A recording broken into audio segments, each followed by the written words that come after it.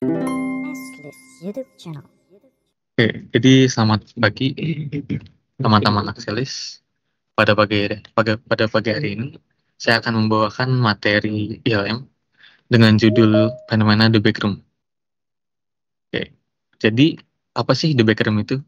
The Backroom adalah suatu konsep dimensi alternatif yang muncul dalam dunia cerita creepypasta, di mana orang-orang menemukan diri mereka terperangkap dalam labirin koridor yang tak berujung dengan dinding-dinding usang. Nah, dimensi The Backroom ini bagikan sebuah labirin besar yang menyeramkan. Lorong panjang serta pencahayaan yang redup menciptakan atmosfer misterius yang dipenuhi dengan oleh ketidakpastian. Oke, sebelum kita lanjut mengenai terkait dengan The Backroom, saya akan terlebih dahulu menjelaskan terkait dengan liminal space. Liminal space atau ruang ambang adalah istilah yang digunakan untuk menggambarkan tempat atau kondisi yang berada di antara dua keadaan atau batasan. Beberapa ciri dari liminal space melibatkan perasaan ketidakpastian, ketidakjelasan, atau transformasi. Contoh dari liminal space itu yaitu tempat-tempat fisik tertentu seperti lorong-lorong di antara ruangan atau tangga-tangga yang menghubungkan lantai-lantai bangunan. Oke, jadi asal-usul The Backroom ini bagaimana sih? Jadi The Backroom ini pertama kali diposting pada tanggal 12 Mei 2019 oleh seorang anonim. Nah, seorang anonim itu memposting sebuah gambar dan konsep liminal space pada forum 4chan. Pada postingan tersebut terdapat komentar yang membuat konsep The Backroom pertama kali. Untuk postingannya itu ada di gambar sebelah kiri. Jadi inti dari komentar tersebut menceritakan sebuah dimensi lain, yaitu The Backroom yang dapat dimasuki dengan cara menembus realita atau dengan cara no clip out of reality. Nah, di dalam The Backroom ini memiliki area yang sangat luas dan juga atmosfer yang sangat mengganggu.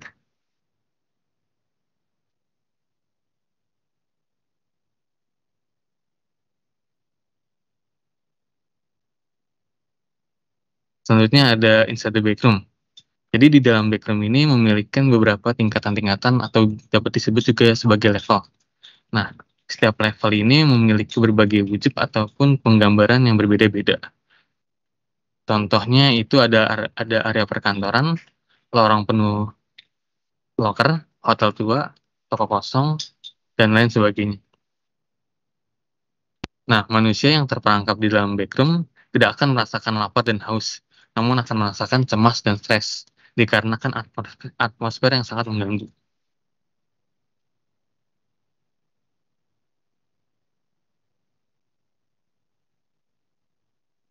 Nah, selain terdapat banyak level, di dalam backroom juga terdapat suatu entitas yang akan menemani manusia yang terjebak. Nah, entitas atau entity ini adalah makhluk hidup yang menghuni dimensi di backroom. Para entitas ini tersebar di seluruh level di backroom. Namun, tidak seluruh level di backroom itu dihuni oleh entitas. Hanya pada level-level tertentu saja. Nah, entitas ini dapat memiliki sifat-sifat yang sangat bervariasi, mulai dari kehadiran yang tak terlihat, hingga makhluk ganas yang menyeramkan. Beberapa deskripsi menggambarkan entitas tersebut sebagai bayangan hitam yang mengawasi setiap gerakan dari seseorang yang terjebak dalam deep room.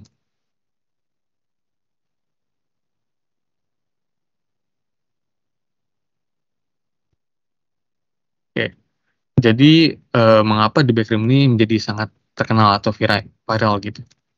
Jadi konsep unik yang mengenai dimensi The Backroom yang membuat banyak orang penasaran dan ingin lebih mengeksplor terkait dimensi tersebut. Banyak forum atau komunitas pada sosial media yang membahas terkait dengan The Backroom, serta membuat karya dalam bentuk film, animasi, dan video games.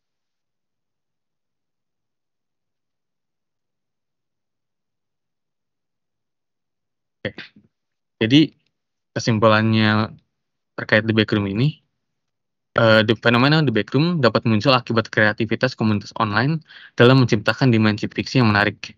Dengan mengangkat konsep horror dan escape room melalui perkembangan pengguna sosial media, konten The Backroom dapat berkembang dan membentuk sebuah komunitas atau forum. sampai beberapa pengguna menemukan The Backroom sebagai media ekspresif kreatif. Mereka menggunakan The Backroom untuk menciptakan karya yang unik dan beragam. Oke, mungkin sekian presentasi dari saya. Oke, terima kasih Kak Jaya.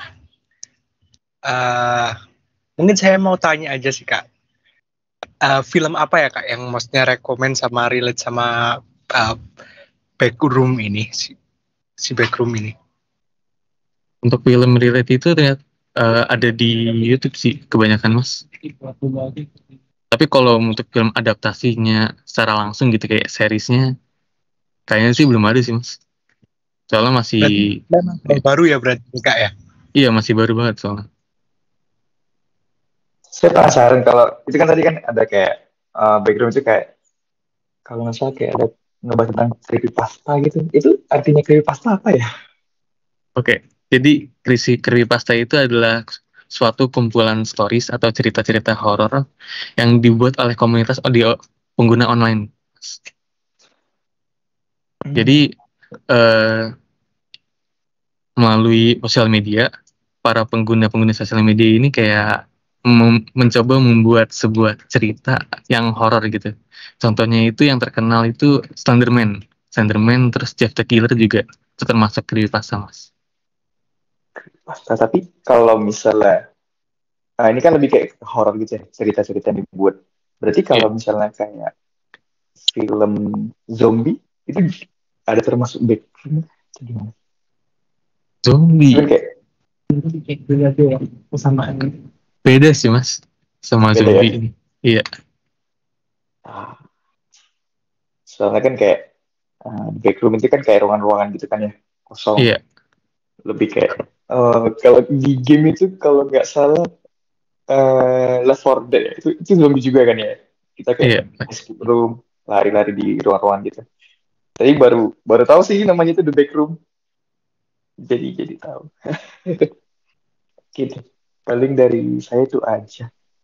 Mungkin mau nanya aja sih Kak, terkait creepypasta ini tuh selain Backroom ini tuh ada beberapa creepypasta lain nggak sih yang menarik selain kayak mungkin yang kayak underrated Kak? Kan kalau yang kayak Slenderman, Backroom Mhm. gitu-gitu kan udah terkenal kan.